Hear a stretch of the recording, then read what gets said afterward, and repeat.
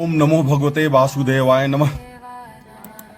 हमारी नियम के जीवन शैली का हिस्सा और ईश्वर के साथ समर्पण हमारी जीवन की सबसे कठोर अनुशासन और समर्पण के साथ प्रत्येक दिन सुबह की शुरुआत इसी अंदाज के साथ होती है।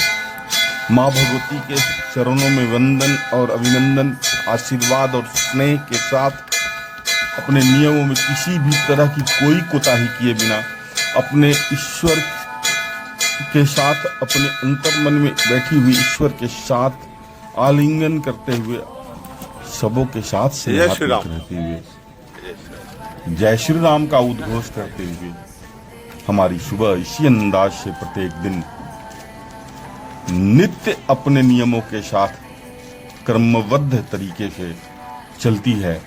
किसी भी तरह की कोई रुकावट, किसी भी तरह की कोई मिलावट नहीं संभव। प्रकृति के साथ अपनी जीवन के अंदर में बैठी हुई मन की मन स्थिति को, अपने अंदर में बैठी हुई प्रकृति को जागृति देते हुए हम प्रत्येक दिन इसी तरह अपनी सुबह की शुरुआत करते हैं और जीवन की सबसे खूबसूरत पल यहीं से अपने आप को स्फूर्ति, अपने आप को ताकत, अपने आप को मजबूती, अपने आप को समृद्धि देने में सहायक बनी रहती है। हम हर व्यक्ति एक दूसरे से प्रेरणा लेते हैं, हर व्यक्ति एक दूसरे से कहीं न कहीं शिक्षा लेते हैं, प्रभावित होते हैं और जैसी माहौल, जैसी अपने इर्द गिर्द की माहौल आप बनाएंगे, आपकी विचार और आपकी जीवन शैली उसी हिसाब से समृद्ध और सुदृढ़ होते चली जाती है। इसलिए मैं प्रत्येक दिन बोलता हूँ, हमेशा एक अच्छे माहौल को बनाकर रखें और वह माहौल का बनाने की जिम्मेवारी आपकी होती है। हमेशा संयमित जीवन, हमेशा कठोर अनुशासन आपको फिट रखता है, आपको सुदृढ़ रखता है और वही सुदृढ़ता अपने आप को समाज की सही दिशा की तरफ लेकर जाता है। हर व्यक्ति की खूबसूरती होती है, हर व्यक्ति की अपनी व्यक्तित्व होती है, हर व्यक्ति की अपनी अस्तित्व होती है। कुछ सीखेंगे, कुछ समझेंगे, कुछ जानेंगे। कब जानेंगे? जब आप किसी के साथ स्नेहात्मक रहेंगे, किसी के साथ जुड़ कर रहेंगे, क्योंकि जीवन का जुड़ाव, जीवन की समृद्धि, जीवन की समृद्धि संवेदनाओं से फलीभूत होती है। इसलिए हमेशा संवेदनशील बने, हमेशा स्नेहात्मक रहें और यह सब सारी गुण, सारी लक्षण आपके समय में उसी समय समाहित होगी जिस समय आप प्रकृति के साथ अपने को एक नित्य अनुशासन के साथ लेकर चलेंगे, वरना यह संभव नहीं होगा। प्रत्येक दिन आपका मन कहेगा आज नहीं जाना है, आज मैं अकेला हूं, आज वैसा नहीं करना है, आज वैसा नहीं करना है, कल से कर लेते हैं। जिस दिन इस तरह की लड़ाई से आप जीत जाते हैं, जिस दिन इस तरह की बातों से आप समझ जाते हैं, जीवन की एक अलग सी धारा स्वतः तैयार होती है और स्वतः सुदृढ़ और समृद्ध के विचारों के साथ। जय श्री राम। हमेशा अपनी स्थिति दर्ज कराइए आप सभी, क्योंकि अभी आने वाला समय और भी विषम होगा और भी विषम परिस्थितियों से आप सभी गुजरेंगे। इसलिए अपने धर्म के प्रति सबों को कट्टर बनना पड़ेगा और धर्म की कट्टरता ही आपको जीवन में सही दिशा की तरफ लेकर जाएगी और एक दूसरे के परिवार के प्रति आपको समर्पित होना पड़ेगा। पुनः बोले जय जय जय जय श्री राम। जय राम केवल नाम नहीं है, राम आपके अंदर में बैठी हुई अंतरात्मा से उठती हुई मजबूत जीवन शैली की प्रकाश है। रग रग में बैठा हुआ एक खूबसूरत सी आभा है। पहले राम को समझनी पड़ेगी, राम को जाननी पड़ेगी। केवल कंठी पहनने से, केवल बात बनाने से नहीं होगा। जब तक अपने अंतःकरण की जागृति आप उसको प्रज्वलित नहीं करेंगे, जब तक स्व मंथन नहीं करेंगे, राम को नहीं समझ सकते। जय जय जय श्री राम। रग रग में राम है, रोम रोम में राम है, हम में है राम, तुम में है राम, सांसों में राम, प्रकाश में राम, जल में राम। राम पूर्ण है। हम सभी इसी तरह अपनी सुबह हम लोग की के लिए पूरा शुरुआत ये इंस्पायर करती हैं, ये बहुत ही गजब। हर व्यक्ति, मैं बोलता हूँ, हर व्यक्ति की अपनी खासियत होती है। हर व्यक्ति कभी भी 40 वर्षों से आती हैं यहाँ, अकेले आती हैं, ईश्वर के साथ जोड़ के अपने आप को समर्पित करती हैं, प्रकृति को समझने का प्रयास करती हैं, खूबसूरत प्रकृति फूलों के साथ अपने अंदर में एक गुलदस्ता तैयार होता है, और अलग अलग विचारों के साथ जब गुलदस्ता तैयार होता है तो खूबसूरत बगीचे बनकर जब सामने आती जय है जय श्री राम। तो वो अच्छा एक मजबूत जीवन शैली देती है। हमेशा निरंतर जय जय श्री राम बेटा, जय श्री राम। क्रमबद्ध तरीके से हम सभी इसी तरह फिट रहने के लिए अपने आप को प्रेरित करें। किसी भी चीज को करने के लिए उम्र की आवश्यकता नहीं, उम्र कभी भी बाधित नहीं होती है आपके कार्यशैली में रुकावट लाने के लिए, आपके कार्यशैली में कार्य को आगे बढ़ाने के लिए। यह एक्सरसाइज मैं अभी सीखा हूं, 15 दिन हुआ, 10 से 15 दिन हुआ, और यह हुआ उसी समय जब आपकी अंतःकरण की मजबूत जीवन शैली जब आपको कठोर अनुशासन में रहने के लिए प्रेरणा देती है, तो स्वतः आप कुछ भी कार्य करने में थकते नहीं हैं। किसी भी तरह की जीवन में बाधाएं उत्पन्न नहीं होती है। उम्र कभी भी किसी कार्यों के लिए रुकावट नहीं पैदा करती है। इसलिए हमेशा अपने आप को अनुशासन में रखें, क्योंकि आपके अनुशासन में रहने से बच्चे भी प्रभावित होते हैं, और यही जीवन की एक सबसे बड़ी समृद्धि होती है।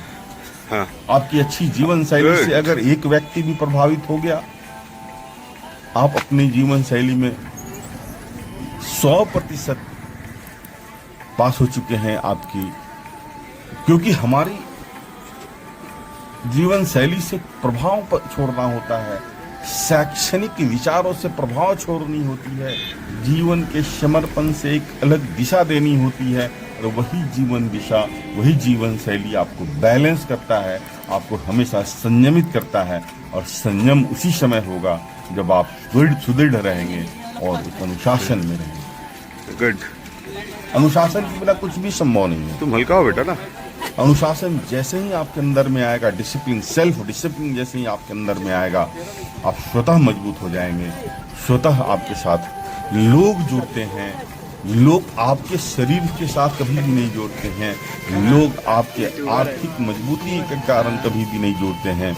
आर्थिक मजबूती के कारण जो भी संबंध बनता है वह संबंध क्षणिक होता है, लेकिन जैसे ही वैचारिक संबंध बनता है वो समृद्ध होता है, और वह मजबूत जीवन शैली का हमेशा प्रतीक बनता है। जितनी फिट रहेंगे आप, उतने लोग आपके साथ प्रेरणा देते हैं, क्योंकि सभी की एक दायरा होती है कार्य करने की। सब आश्चर्य करते हैं, और वह आश्चर्य उसी समय प्रेरणा देती है, उसी समय प्रकाशित करती है जब आप अपने अंदर में बैठी हुई गुरु को जागृत करेंगे।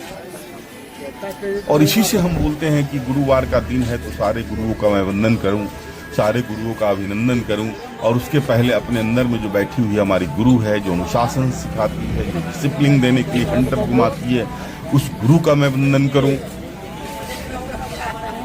पुनः। क्योंकि बिन गुरु ज्ञान संभव नहीं होता है, इसलिए हमेशा अपने अंदर में बैठी हुई गुरु और को जागृत करें हमेशा। जोर के जय जय श्री राम, जय श्री राम। बच्चे की खूबसूरत सी मुस्कुराहट आपको हमेशा निश्चल होती है, हमेशा ईश्वर का रूप होते हैं बच्चे हमेशा। और जब बच्चे आपसे मिलते हैं, बच्चे आपके साथ स्नेहात्मक रहते हैं, तो केवल वह आपके विचारों से स्नेहात्मक होते हैं, कहीं से उन्हें लालच नहीं होती है। आर्थिक समृद्धि से बच्चों को क्या लेना देना है, या किसी और को क्या लेना देना है। आपकी व्यवहार, आपकी विचारहीन जीवन को एक समृद्ध दिशा देती है, एक समृद्धता की तरफ लेकर जाती है। माँ गंगे के पास जाना और वहाँ की एक अलग सी खूबसूरत दशा और दिशा को जैसे ही आप अपने अंदर में समाहित करते हैं, जीवन में एक पवित्रता, एक शुद्धता, एक समानता, सबों के साथ स्नेहात्मक, एक अपने लक्ष्य में नियमित चलते रहना, यही माँ गंगे सिखाती है। और जब वहां से सबों के साथ आप पाठ में आते हैं, अपने परिवार करे योग रहे निरोग अगम परिवार के साथ जब जुड़ते हैं तो सबों की खूबसूरत जीवन शैली की बात सियाना। हम सभी एक हैं, मस्ती है, आज का ही जीवन मस्त हो सकता है और हमेशा अपने ईश्वर अपनी माँ को एक ईश्वर का रूप की तरह अपने आप को समर्पित करके जीवन को संचालन करना होता है। इस उम्र में माँ के साथ जितनी प्रारब्ध है, जितनी ईश्वर से प्राप्त है, उसको हमेशा अपने माँ के लिए समाहित करना पड़ेगा, माँ के लिए समर्पित करना पड़ेगा। मन विचलित होगा, मन दिग्भ्रमित होता है, लेकिन उसी मन को नियंत्रित में रखना होता है। वही मन का नियंत्रण अपने शरीर को, अपने समृद्धि को, अपने स्वास्थ्य को एक अलग दिशा, एक अलग दिशा के तरफ अग्रेसित करता है। हमेशा मन को अपने नियंत्रण में, मन की गाड़ी पे बैठ के अपने ड्राइविंग सीट से अपने आप को नियंत्रित करना होगा। शरीर के हर अंग को एक्टिव रखना होता है। बातों को समझने के लिए मन स्थिति की मानसिक मजबूती को मजबूत करनी पड़ेगी। शरीर को लचीला बनाकर रखना पड़ेगा। विचारों में समृद्धता लानी पड़ेगी और यह सब उसी समय संभव होगा जब आप स्वतः अनुशासित होंगे और स्वतः अनुशासित होना ही जीवन की सबसे बड़ी खूबसूरती होती है, सबसे बड़ी समृद्धि होती है। मानविक लक्षणों की सबसे खूबसूरत तस्वीर मातृ और पुत्र के बीच के संबंधों को सुदृढ़ देना और हमेशा खुश रहना, हमेशा मस्त रहना, हमेशा स्नेहात्मक रहना जीवन की सबसे बड़ी खूबसूरती है। हमेशा खुश रहें और हमेशा आज में जीने की कोशिश